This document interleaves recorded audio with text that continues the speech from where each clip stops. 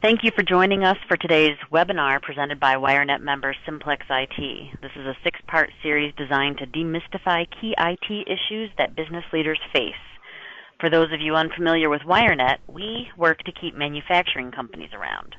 We responsively help with individual company needs, like providing Cleveland Police Department incident maps, or offering a summer camp to get teenagers excited about manufacturing careers, and identifying potential relocation sites. We also offer programs like today's webinar to proactively help manufacturers thrive. Like many nonprofits, companies join WireNet to support our mission. One of those members is Simplex IT. For those of you who don't know Bob, he's one of those geeks who speaks English. He can help implement technology solutions that don't get in the way of your daily business. With that, I will turn it over to Bob to discuss today's topic, co-managed IT, internal staff or managed services. It isn't an either-or decision. Bob? Yay. First of all, I apologize for the delay. We basically just had a bit of a challenge getting the connection working properly, and it's one of those things where part of all of the tools that are being used now by organizations for the whole collaboration concept, whether it be tools like this, which we're basically using Skype for Business, part of the Office 365, or your GoToMeetings or go to seminars, any of those tools, a lot of them are really on a, for lack of a better word, a thin line of it just takes one little thing to cascade into having funds and problems. And part of the challenge is what did it take to fix it? Reboot the systems. Old, but good.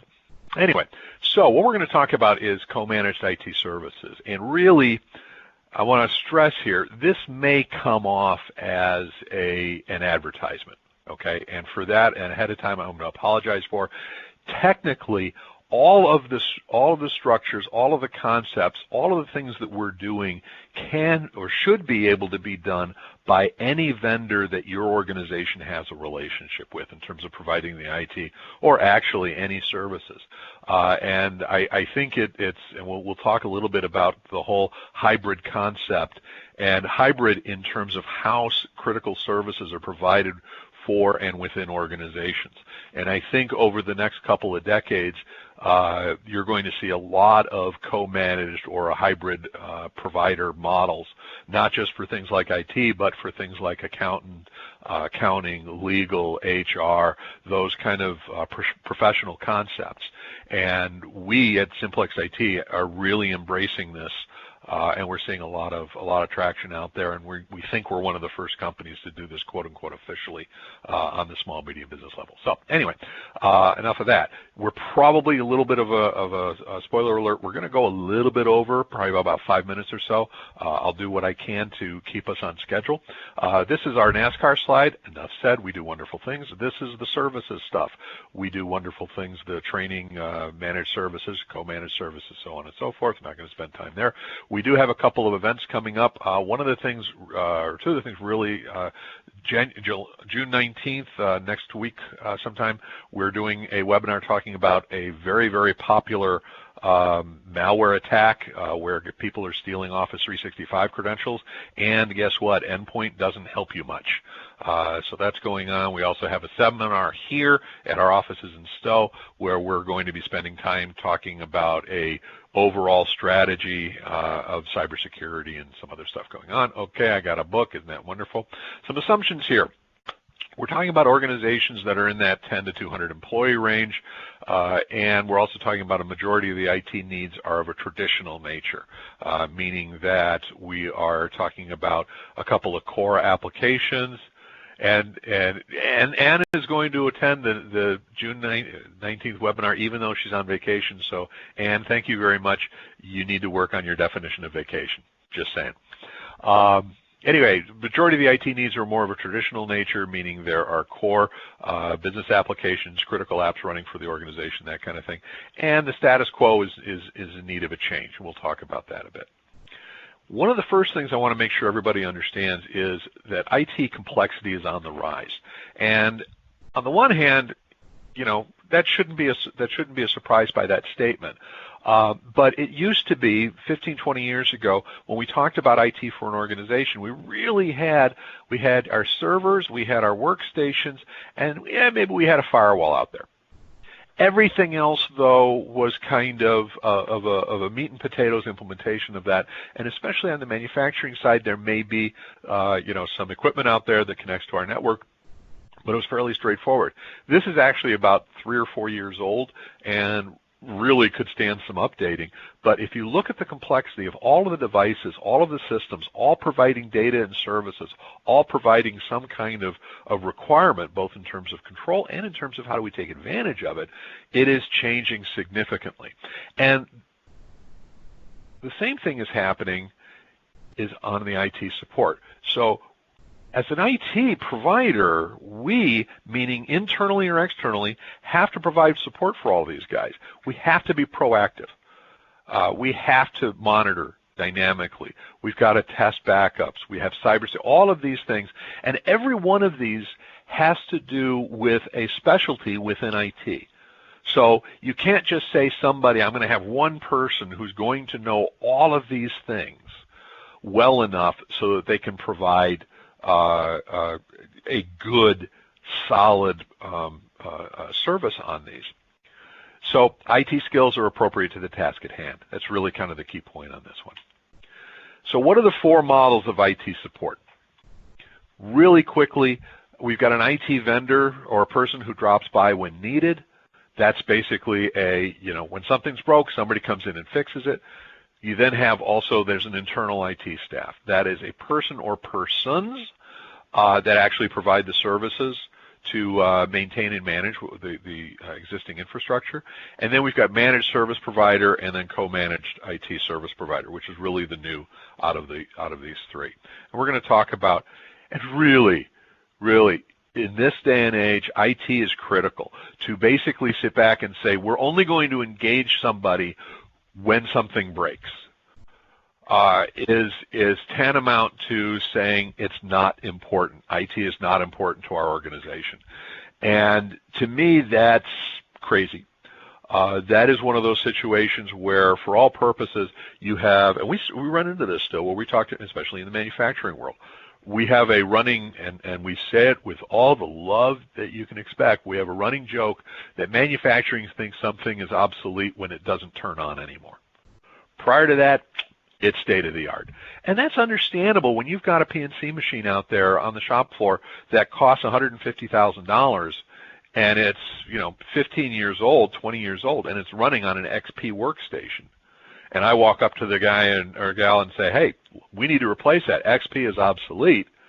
So we'll replace that, $300 workstation with a $600 new workstation. Oh, by the way, PNC no longer works because it won't work with the new stuff. So you need to buy a whole new $150,000 machine that was working absolutely fine as of this morning. Doesn't work that way. But we still need to get proactive. So these are the 3 models that are most traditional. And one of the things I want to talk about is the one-person shop. This is not uncommon at all where they've got a guy, you've got a guy. And when I say guy, I mean guy or gal. But where essentially there's one person who is constantly working on the IT. They're constantly battling to put out fires.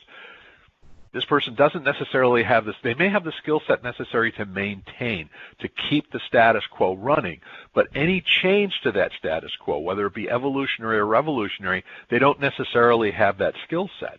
And the fun part is that when you upgrade that infrastructure, you may bring somebody else in to upgrade that infrastructure, but do they also upgrade the skill sets of this individual?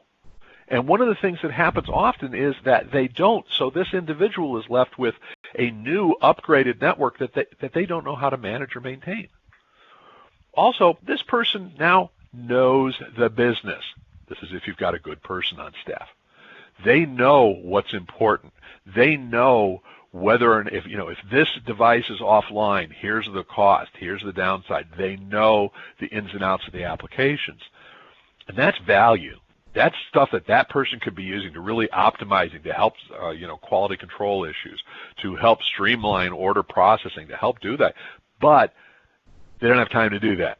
because they're busy upgrading a Windows machine or trying to figure out why this system is so slow or figure out how to do patching without taking everybody offline.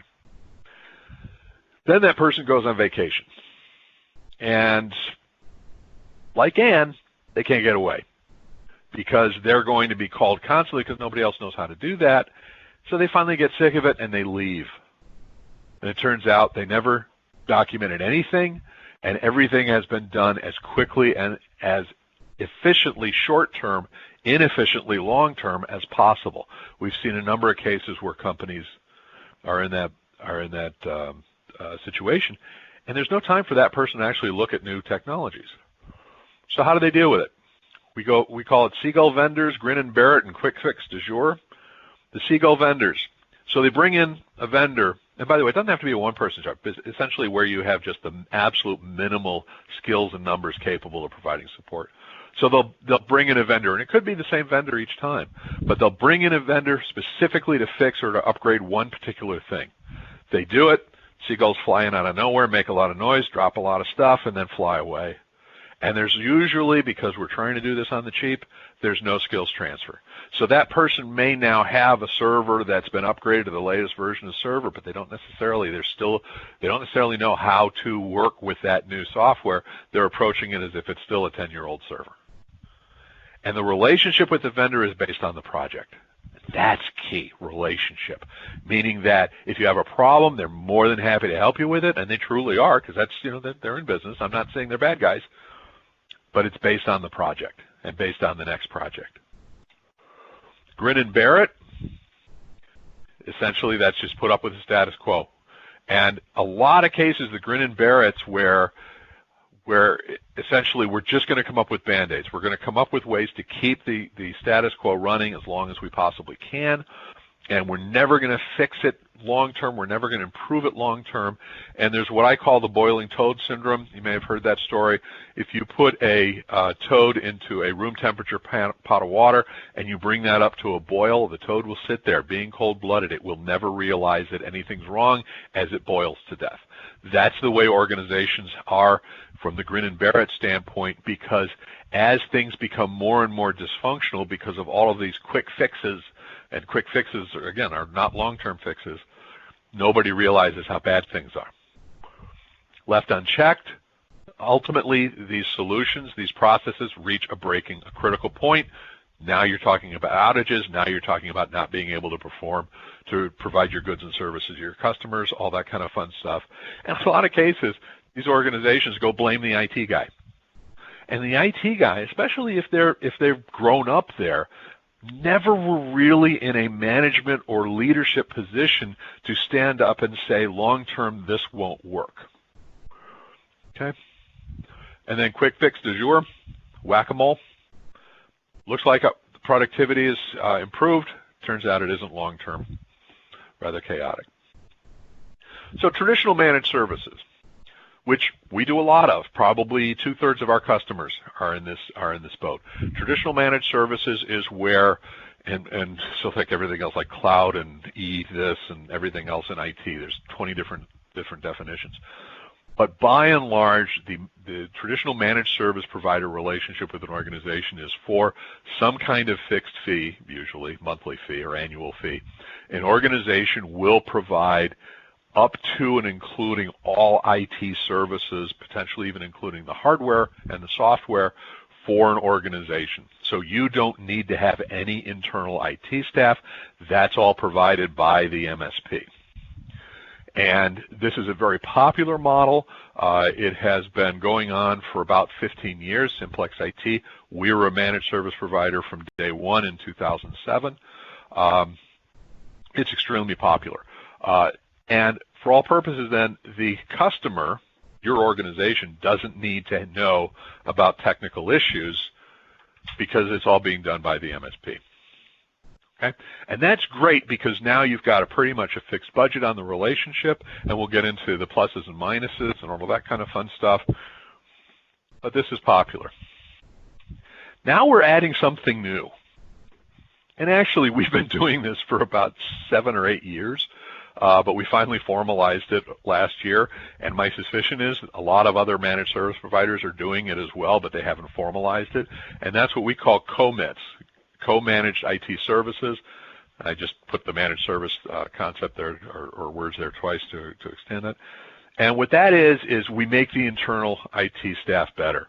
So it's a partnership.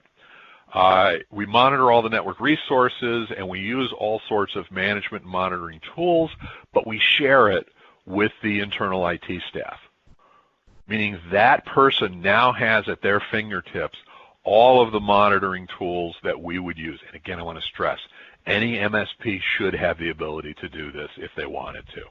So if you have an existing managed service provider, talk to them about this concept if this is something you're interested in. I want to stress, yes, this is kind of an advertisement for what we do, but it's not focused specifically on us. So, and we can basically go and provide backup support to the internal IT staff. So if the internal IT staff is working fine with the status quo, then the relationship can be such that we'll take care of it when you're on vacation, we'll take care of it when there's something that's outside of your skill set or you don't have time for. And the nice thing is since we're already monitoring the network, if something comes up that we have to get involved with, we already know what we're getting into. And at any point in time, for the existing IT person, they can use our monitoring tools to help them do their job more efficiently without having to pick up the phone and call us. So it's a win-win as long as we both work together in that partnership to build that relationship between our organizations. And that's critical. And the roles and responsibilities can be specified to the level of need. It truly is one of those things where we can dial it up or dial it down, both vertically and horizontally. We'll get into that in a minute. So you've got a lot of flexibility on this. Some examples of monitoring. I'm not going to go through all of these, but for all purposes, this is what we do. We monitor networks. We maintain inventories. We maintain network documentation because that's what makes us more efficient and more functionally adept and then more profitable.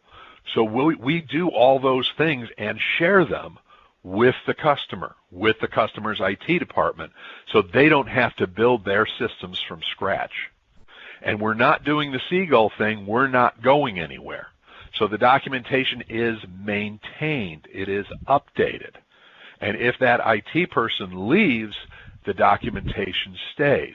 And if, for some reason, the organization decides to end their relationship with us, which is absolutely fine, your IT person has access to the documentation and can actually download it and maintain it and manage it on themselves.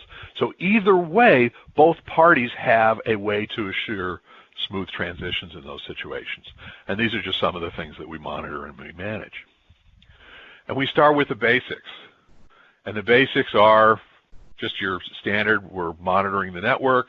We're monitoring the user devices, hardware, software inventory, business continuity strategies, backup strategies. You'll notice that a lot of these are things that the 1, 2, 3 person shops don't necessarily have a good handle on, or they don't have the time or wherewithal to implement these monitors. We've got them. And again, any MSP should have them and be able to implement them and share them. And then we can add standardized what we use for endpoint, for security, role-based security reporting, end user training, both on cybersecurity and others. So we've already done this. We can essentially take the existing IT department and check off all of those we need to implement this one at one point or another, and do it in such a way that if you want to take over the management of it, we'll do the skills transfer for you. So you manage it yourself afterwards. Key point in our case, we don't do long-term commitments. Again, with an existing MSP, it could be different. Specified roles, but flexible to the need. We don't do the finger pointing. The setup includes the configuring of the monitoring tools. I can't tell you how many companies where we talk to and their IT department has put in some kind of monitoring, but they've never had time to configure it. It's kind of like putting in an alarm for your home, but never really configuring whether the windows have alarms or the doors have alarms and whether there's keys. Yeah, it's great. The alarm system's great, but it doesn't really work. It doesn't do stuff. This is a relationship. So some examples of what we've done. So in one case, we've got a healthcare company that we handle all of their SQL. So in other words, there's a specific skill set that they're missing, and it's only that skill set. So we provide that. We work with their IT department, their developers, all of that kind of fun stuff, but we focus our monitoring and our management strictly on that skill that's missing.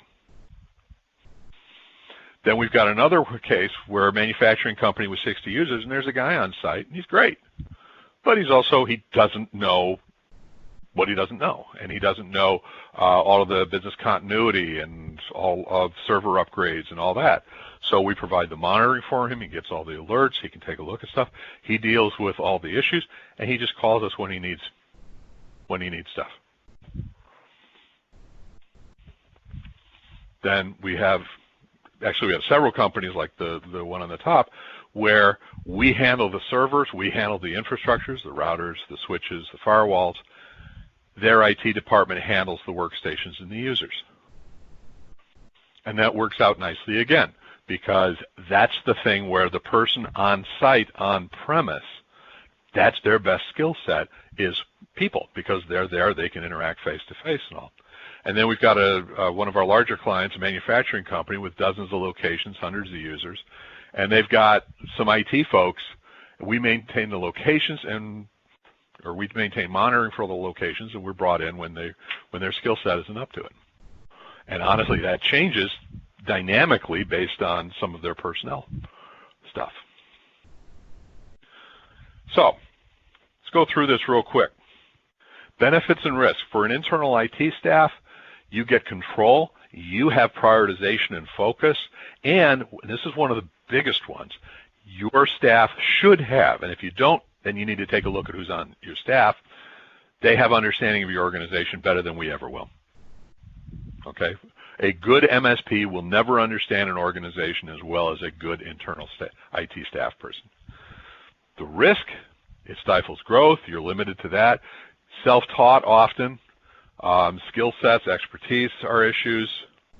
You should have internal IT staff. The more unique your IT requirements are, if the goods and service you provide to your customer base are truly linked into the way you implement and run IT, then your internal IT people are going to have the skill sets because you're going to focus on training them so that they understand it better.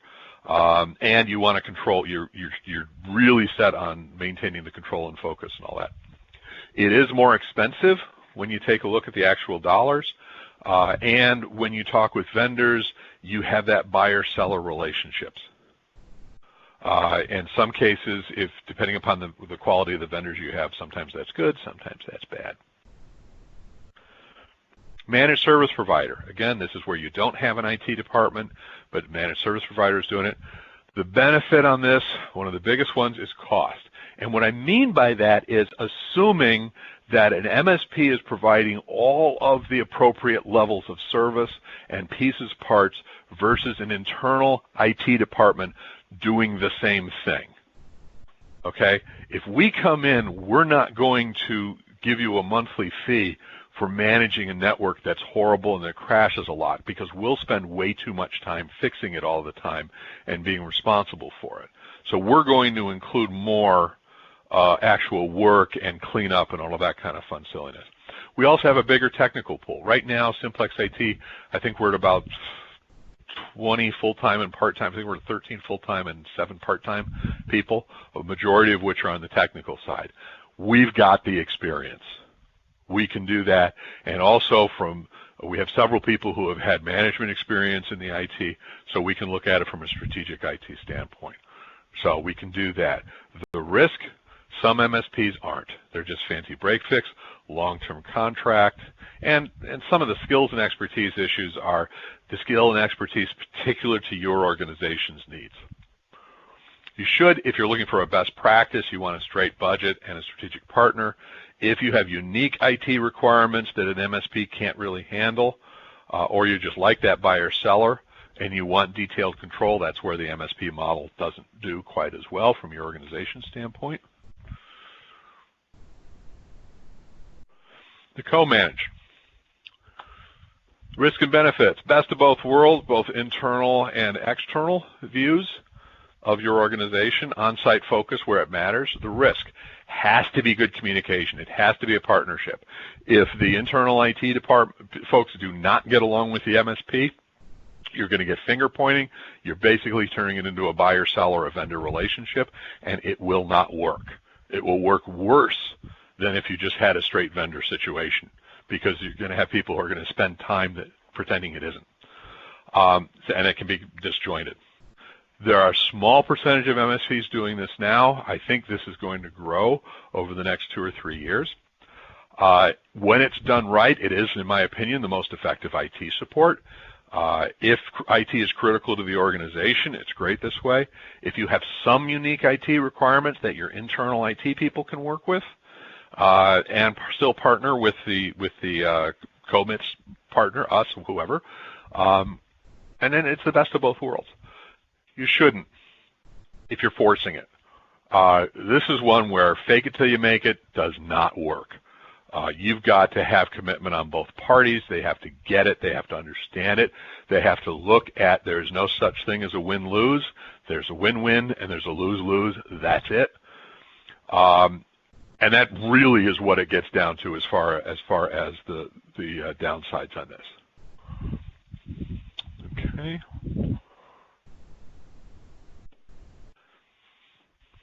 And honestly, that's pretty much it. Everything else is in the details. And so, like I said, from our standpoint, we can do co-managed IT that's truly focused on the individual organization's needs. We can be extremely flexible, especially since we don't do long-term contracts. We've actually done co-managed where we're brought on while a company is being acquired by a corporate mothership, and we were brought on for 6 months, and then very much we all knew ahead of time, we transferred it over to the corporate IT resources as well. So anyway. And I hate to say it, but this is the last. This is the 6th in our series, and of course we had no technical problems until the last one. Figures. But I just want to say I want to thank Ann and everybody over at WireNet. It has been a lot of fun doing these, and except for maybe the first 5 minutes of this one. But it's been great, and would love to get any feedback from anybody, and I'm sure Ann would as well. And the other are available on YouTube. So. Yep, that's great. Cool. Thank you so much, Bob. This 6-part series has been very informative. I hope our guests will check out the other sessions. They are all available on WireNet's channel on YouTube. If you have any questions, you can reach me at info@wire-net.org. I hope everybody has a great day. Thank you so much. Yay.